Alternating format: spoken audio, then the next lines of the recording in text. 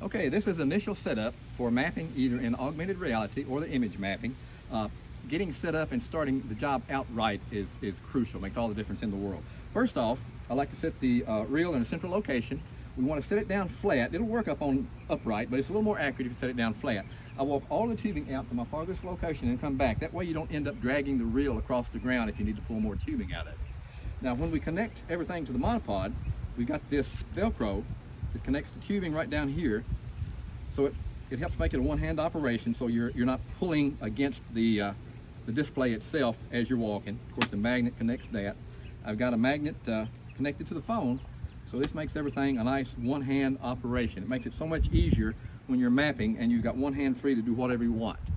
So this is the best, quickest, and easiest method for connecting everything and getting ready to start your survey. Okay, I'm running.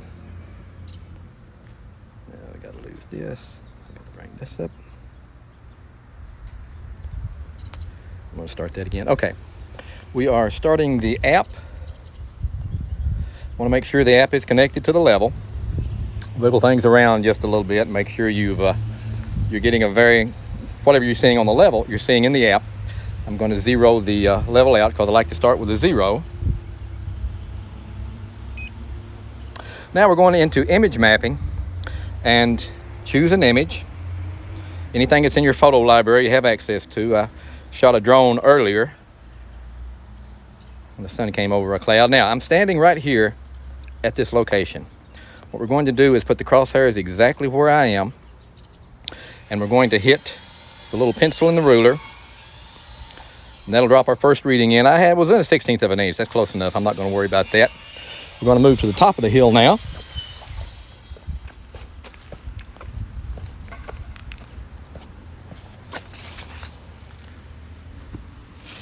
All you have to worry about is making sure you get the little pointer position where you are. We're showing about a 53-inch increase or so here. Hit the little ruler and drop that in. You can see we're drawing the perimeter lines as we go. Now with image mapping, 3D mapping, unlike the conventional augmented reality, you can walk across the property in any shape, fashion that you want to. You don't have to necessarily go in a straight line. Flipping my cord over these cones so I don't move them around. And if you have obstructions, you can walk down under them, come back up. It's a lot easier if you got a drone shot to do the image mapping 3D than it is the augmented reality. Now I'm coming over here to where we've got the other, hard to see with the sun out like this.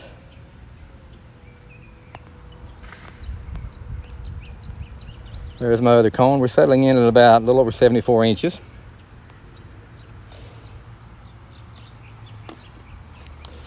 Now we're going downhill. The reason we create the perimeter first is it's easier to line everything up. Otherwise, you're just going to end up with a lot of readings and you're not going to know how they align with the property. Now we're down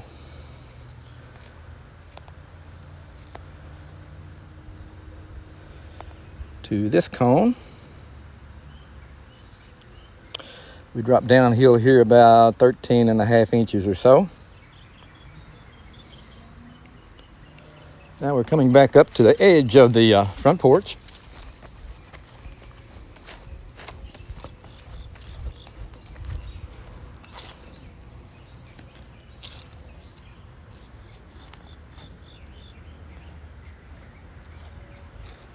Right here, we're looking at about 4 inches higher than where we started.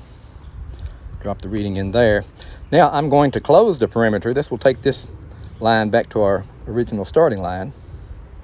That's closed our perimeter. Now that's given us the outside working area that we can line up with buildings. In this case, we've got the sidewalk and the front porch that we can line it up with. Once you get the perimeter, then you can go in and put interior or exterior points. Got a couple of cones in the center. It's not going to make a lot of difference because we've got pretty much a straight grade from one side to the other, but I'll put them in so you can see what we're doing.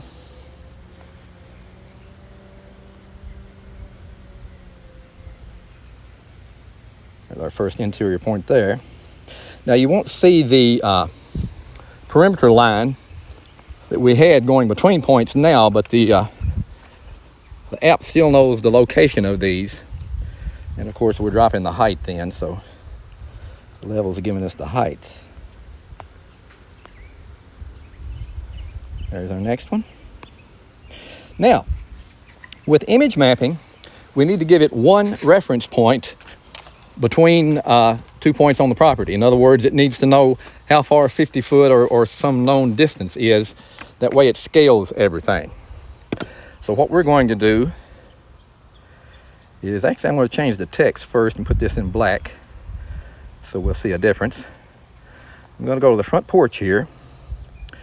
We're going to start at this side of the front porch. We're going to hit the AR, or the augmented reality linear distance here.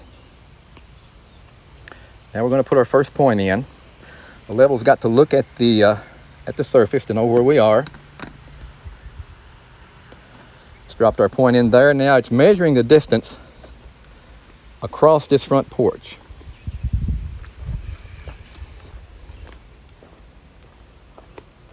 That way we can size everything else up. Now we come out to right here. We're going to drop that in. Now we have to move the crosshairs to the other side where we are.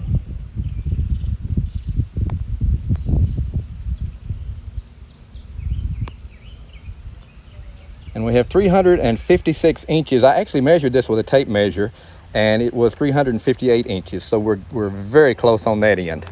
Now to save it, we hit the top right-hand button. I've got this under Sandy Drive. Of course, we've got a skill saw running in the background. This is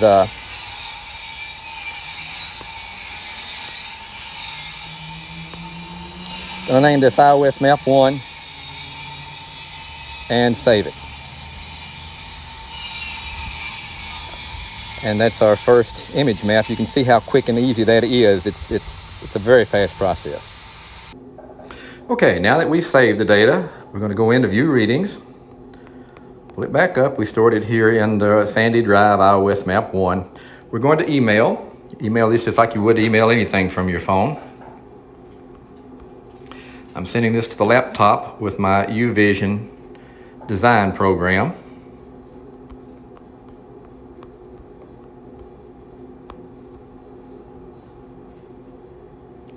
And I spelled it wrong. Okay. Easy peasy, there it goes. Okay, we've gone into the UVision 3D Landscape Creator. I'm going into Tools. We're going to upload the data that we sent from our app. Here's the CSV file that we created today.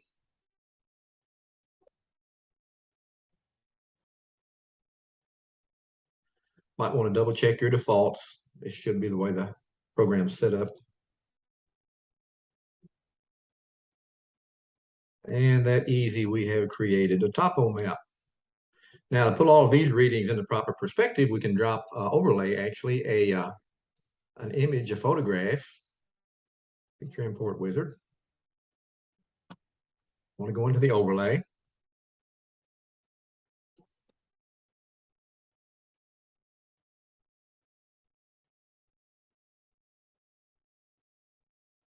This is the image we created in the app.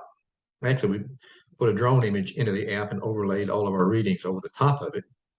But that works well to put this in here. We're going to lose the grid so we can see it a little bit better. And make it larger and a little larger. Then we're going to line everything up. It needs to be just a little bit larger.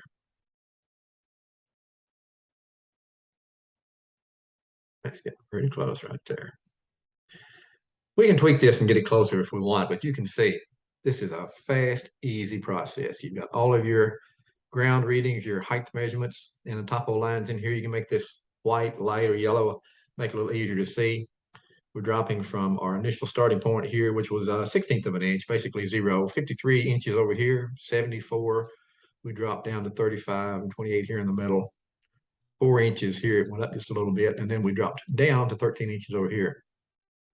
Pretty much everything you need to start your design.